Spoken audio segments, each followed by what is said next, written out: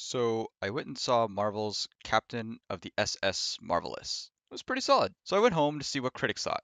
Okay, it's pretty interesting. Bit higher than I expected, and oh my god! This has got to be the biggest discrepancy I have ever seen for a Marvel movie. There are people that want this movie to succeed and are super happy about it. But there's also that crowd that wants this movie to fail, which is coincidentally one of the themes of the movie, expecting Captain Marvel to fail. All of these fake review bombs and outlash because, despite its flaws, the MCU has a huge amount of success as they reach the conclusion of Phase 3 and are ready to kick off Phase 4 later this year. Even the worst MCU movies are no less than average, mostly. So of course you have haters swarming this movie like a hungry pack of wolves to see it fail, especially when introducing a female superhero as their lead. Now let me start out by saying I was super pumped for this movie. Why?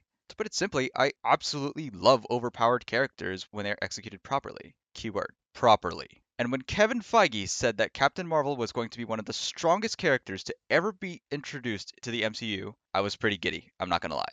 And I'm just a big fan of the MCU in general. Like many of you, I have seen every one of these movies and am a fan of their comic book counterparts. When I watched Infinity War on opening night and saw that Captain Marvel logo pop up on the super pager during the post-credit scene, I was one of those guys that clapped. I was super excited. I was excited for her to join the MCU. I was excited for this movie. It's a pretty good movie, but it has some pretty big problems. Now, before you guys start posting the hate comments, let me start off by talking about the stuff that I liked, because this movie has very enjoyable moments. First and foremost, I like the de-aging tech they used for Nick Fury and Agent Coulson. I was pretty worried about the CGI for this, and that it would look really bad in parts that weren't in the trailers, and I was very impressed. It looks really good. I couldn't even tell it was CG, even as Samuel L. Jackson showed off a variety of facial expressions. Which leads me to my next point. The chemistry between Brie Larson and Samuel L. Jackson. The chemistry between these two is fantastic, and honestly loved all of their interactions together. They have a very fun buddy cop dynamic, and I really enjoyed it. People are getting a Terminator 2 vibe, and I can definitely see why to an extent with these fish out of water moments. The fish out of water thing, but also being a buddy cop thing, worked because of how well they complement each other, despite this also being an issue too. But I'll get back to that later. On top of that, Samuel L. Jackson did a great job as Nick Fury. No surprise. This movie takes place in the mid 90s, so we see a younger, less hardcore version that we've seen in the current movies. He's more witty, makes good jokes, and overall he's just more playful. This is a part of Nick Fury that the audience has never seen before in these movies, to the point where he almost felt like a different character, but in a really good way. The Skrulls design is also really good too, as well as the other special effects. Speaking of Skrulls, let's talk about Ben Mendelsohn as Talos. You know how he's the bad guy in The Dark Knight Rises, Rogue One, and Ready Player One? Yeah, a lot of ones. Well, surprise, he's playing Talos in this film, and holy shit was he really stealing the show. You can tell he's really having a blast as this character, and I gotta say, I have to respect that shit, because he was so fun. His character is a small breath of fresh air, and he was really stealing a lot of the scenes he was in. Next up, Goose the cat. I don't even like cats all that much, but he was awesome. I like this cat. The effects overall are pretty good. They do kind of suffer during certain action set pieces. There's a lot happening in some of these fight sequences, and it's kind of hard to tell with what's going on sometimes. That's honestly the only issue I have with the special effects. It wasn't enough to ruin the movie too much for me, especially when at times the editing and cinematography really amplifies some of the scenes. That being said, this movie does do a couple of action sequences that are just so badass and got me pumped. There is a part in this movie where she is restrained, so she can't use her powers. So she has to fight a room full of guys while trying to get these restraints off. It was so cool. We also get a really fun and intense chase sequence. This movie is using the Skrulls from Secret Invasion, and they play off of the Skrulls' ability to transform into anyone in a smart way that doesn't confuse the audience, but it also isn't too predictable either. Speaking of not being too predictable, this movie avoids the traditional MCU formula and even has some good twists that really kept me engaged. When the movie starts to kick off, I was never really bored watching it. The last thing I liked, and this is addressing the elephant in the room, Brie Larson as Captain Marvel. A lot of people are saying they don't like her performance or don't think she was a proper fit for Carol Danvers. I disagree. I think she did a great job with what she was given. You can tell she was really trying here, and it shows. She's sassy, stubborn, and witty, but then again, every other person in these movies is. But honestly, she was really selling me as Captain Marvel. She is at her best when she is interacting with other characters, but it's a double-edged sword because it's only when she's interacting with other characters. With that being said, let's get into the stuff that I didn't like. Lack of identity. This movie is trying to do all the things. It starts out as a super sci-fi, and then we got Born Identity, and then we get a Fish Out of Water, then we have Buddy Cop, and then it's back to Born Identity with a sprinkle of 90s nostalgia that at times is out of nowhere. Then it's Star Wars. Yeah, seriously, that's too much. Some of these things are great and are the most enjoyable parts of the movie, but it's trying to balance a ton of stuff and just doesn't pull it off very well. Each Marvel movie has their own unique style to them. Thor Ragnarok, Guardians of the Galaxy, Spider-Man Homecoming, Black Panther. Despite these movies using a similar Marvel formula, each of them have their own unique feel to them. Captain Marvel doesn't really have any sort of feel or identity, which is, ironically, one of the subplots of the movie. This is a huge problem because it really felt like the MCU had this down after all these years. So you can see why I'm upset about this as we come to a conclusion of Phase 3. Like I said, we're trying to uncover Captain Marvel's past life due to everyone's favorite plot device, amnesia.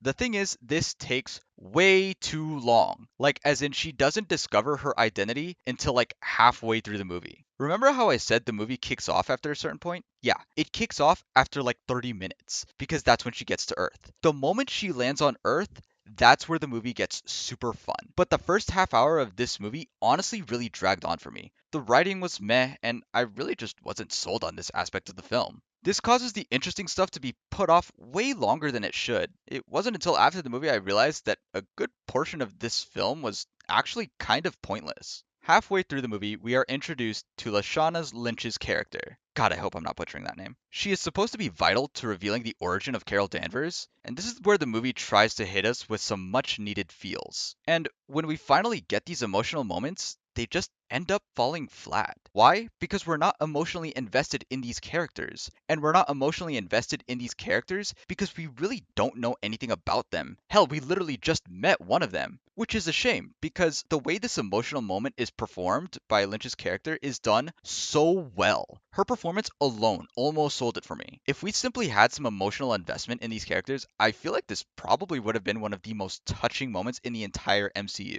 I mentioned earlier how Brie Larson was doing the best with what she was given. I said this because I felt like they were being way too safe when writing her character. It's very apparent when she isn't interacting with other characters. Now, to be fair, Carol Danvers is a fairly controversial character in the comics. Her personality doesn't stick out much, and in the comics, she kind of lacks consistency. Hell, in some stories, it feels like she's purposely written so that you don't like her. Now, I won't go too far into this. That's a huge can of worms on its own, and I'll be here all day. My point is, because of this reputation, I was hoping that her character would be tweaked and refined for the sake of the MCU. Now, I believe that you can change things about a comic book character if it means that it will make the movie better. It's been done very well before. Yeah, okay, just kidding, not you.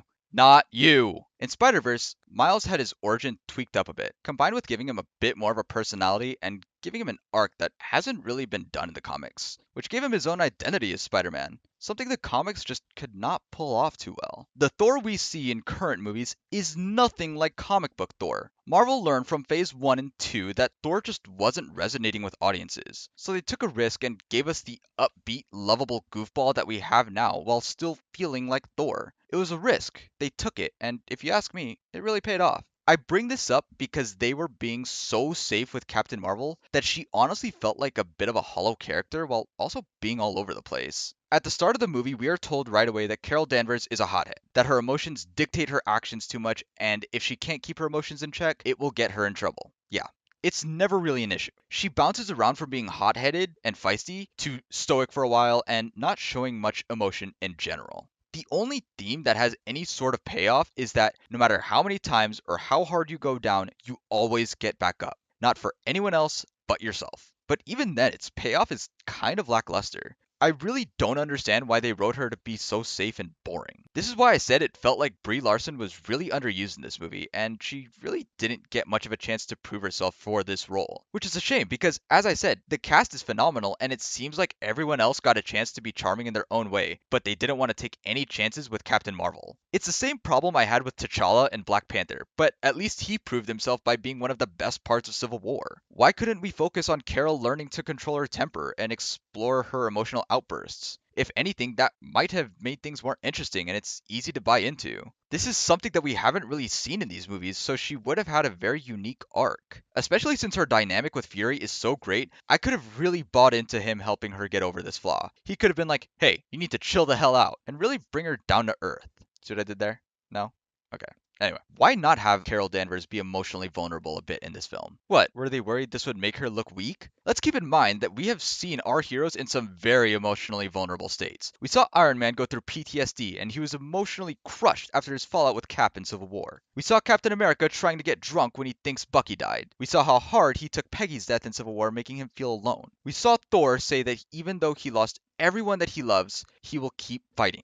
It's beautiful. Because of this, it results in a very bland movie, since the main character doesn't have much depth despite everyone else being more interesting characters than she is. And that's a really big problem. Now look, I've said a lot of bad things about this movie, but that doesn't mean it's a bad movie. It has really fun moments, and the action, despite not being as clean as I would like, was still pretty damn cool. I just can't help but expect more from these movies, especially since this was what Infinity War ended with, and Ant-Man and the Wasp didn't hit its mark for me at all. I have to give this movie a 6 out of 10. This film is slightly above average for me. It has a lot of great qualities, but overshadowed by some big flaws that can very easily be fixed, and if they were fixed, it could easily bump this up to a strong 7 or 8. But I'm still very excited to see her in Endgame, and I'm just excited for Endgame in general. Ladies and gentlemen, thank you so much for watching, and by all means, check out this film and see what you think for yourself. It's still a movie worth watching. You might even love it, and that's fine. I'm seeing young girls excited for this movie and looking up to Captain Marvel as their favorite female superhero.